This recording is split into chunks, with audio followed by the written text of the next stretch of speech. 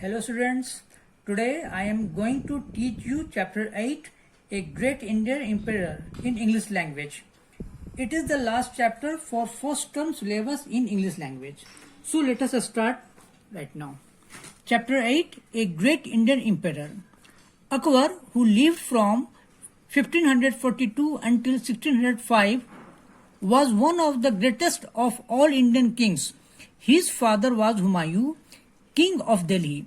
Humayun had to run for his life when Sher Shah, the Afghan, drove him out of Delhi, and Akbar had a hard life when he was a boy.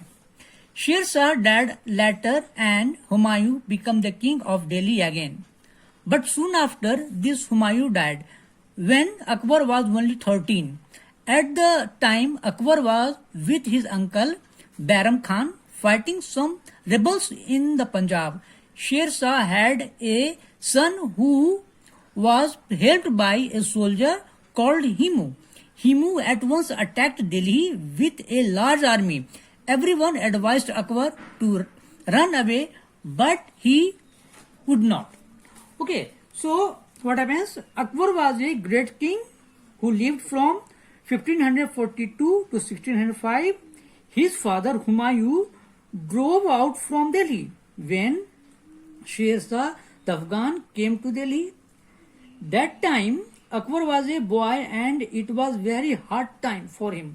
Akbar, after the death of Sher Shah, Humayun again became the king of Delhi.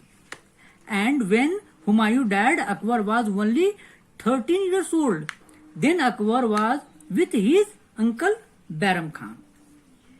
So Sher Shah had a son who was helped by Himu, a soldier. Once Himu attacked Delhi, everyone Akbar advised to left Delhi, but he didn't agree with them. Now come next paragraph. He and his uncle Bairam fought a battle at Panipat. They defeated Himu and captured him. When Akbar saw that Himu was wounded, he refused to kill him. I cannot kill an enemy who is already dying, he said.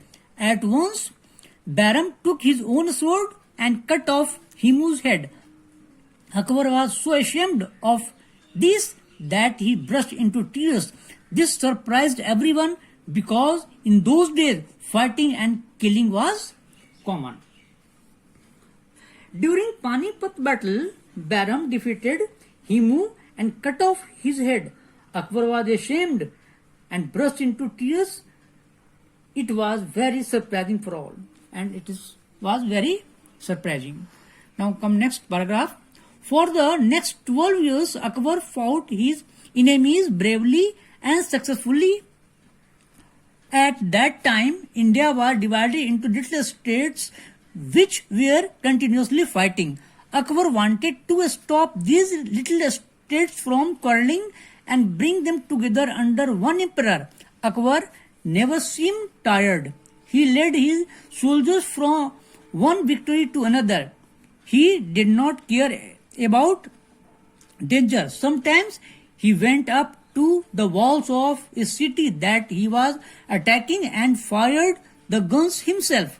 He did not make his soldiers do very dangerous things, but when they offered to do them, he gave them big rewards. It is easy to see why Akbar's soldiers fought well. By 1569, Akbar ruled over North India. You see, Akbar fought next 12 years bravely and successfully because he wanted to bring all small states under one emperor. He always supported soldiers and with them personally. He ruled over northern India by 1569. Now I am coming to next paragraph. Sometimes it is harder to rule wisely than to win battles, but Akbar was a good ruler as well as a good soldier. He was fair to everyone, and he told his officer to be fair too. He behaved in the same way to everyone, Hindus and Muslims, rich and poor. When he was at war, he was strong and brave. Now that war had ended, he was kind and gentle. People who had been his enemies became his friends. He did many good things for his empire. He built roads and helped businessmen so that the country became richer. He appointed some of his men as policemen to see that everyone obeyed the laws. He built many schools. Akbar was brave during battles and became kind and gentle after the battle. He built many roads and schools. He always keep same behavior with Hindus, Muslims, rich or poor. He wanted betterment for businessmen, so he always helped them. He always helped their countrymen, and he appointed many policemen to see everyone. Okay, now come to next. Although he could not read or write, he loved books. A great many were read to him, and he remembered everything that he heard. It is impossible to rule a country without money, of course, and everyone has to pay taxes. But before Akbar became emperor, some people had to pay too much, and this made them very poor. Sometimes they never knew when they would have to pay more taxes, and it was very hard for them to save enough money.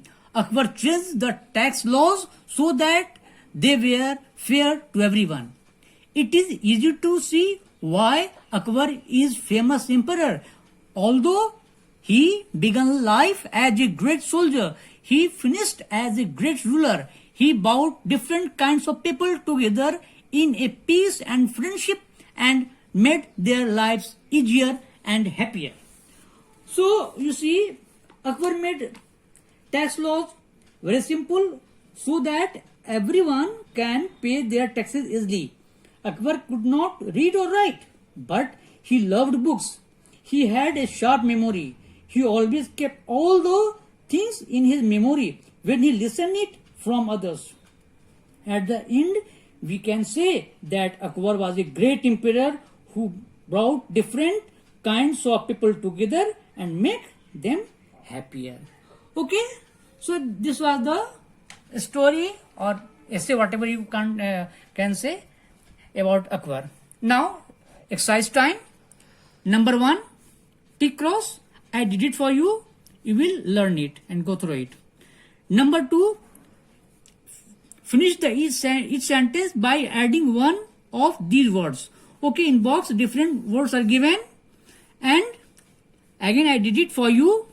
For example, here is scarcity of space, very few space. That's why I have written here. A, dangerous. B, careless. C, cowardly. So you can see I have written upper and lower. I have given the number here. Okay, A, B, C, D. So you can understand it. Okay, now come to next page. Number 3, read the examples, then change the sentence in same way. Okay, this type of exercise you did many times. So with the help of examples, you have to complete it. Okay, adding a small numbers is easy. So we have to start with it is easy. It is easy to add, then add to adding. Or we remove ing from add and then the same. So it is easy to add small numbers. Then you see next sentence, dividing and multiplying big numbers is difficult. Again we will start with it is. It is difficult to divide. Again remove ing and add to divide and multiplying big numbers. And I did it some for you. You can see running is easy. It is easy to run. running up a steep hill is hard. It is hard to run up a steep hill. And next, you will complete. Number 4, make 48 sentences. In previous chapter, I also did it, and again you can do it. It is very simple. You will take one from here, one from here, one from here, one from here, one from here, one from here, and one from here. It means 1, 2, 3, 4, 5, 6, 7. 7 boxes are here, and you have to choose. You have to choose only one from everyone. Here only one, and one from here, one from here, one from here. I did some for you. It is easy for me to go by bus. Number 2, it will be safer for you to stay at home, like this. And now come to number 5. Again, same type of question, pattern, conversion. Write each sentence in another way beginning with the words given. You see, without change the meaning, we have to write it again. And beginning is given. So, we must be there at 9 o'clock. So, must be necessary. So, it is necessary for us to be there at 9 o'clock. So, start with it, and meaning is same.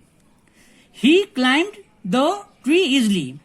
It was easy to him to climb the tree. So, and again I did it for you some. You can see. He answered the questions easily. It was easy. Beginning part. It was easy for him to answer the questions. Next. B. The workmen had to pull down the house. It was necessary. Beginning part.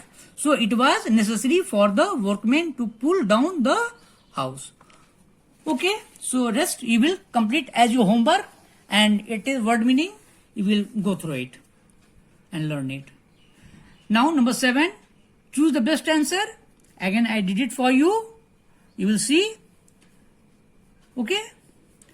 Okay, I am going to read it again. She told you the answer, didn't she? B. You have not been to school today, have you? Now, C. The writing was so small that no one could read it. D. Although he tried, but he could not do it. Okay, so it is this chapter completed, and your syllabus is also completed in English grammar and English language both. So you will revise all chapters in both. Okay, thank you.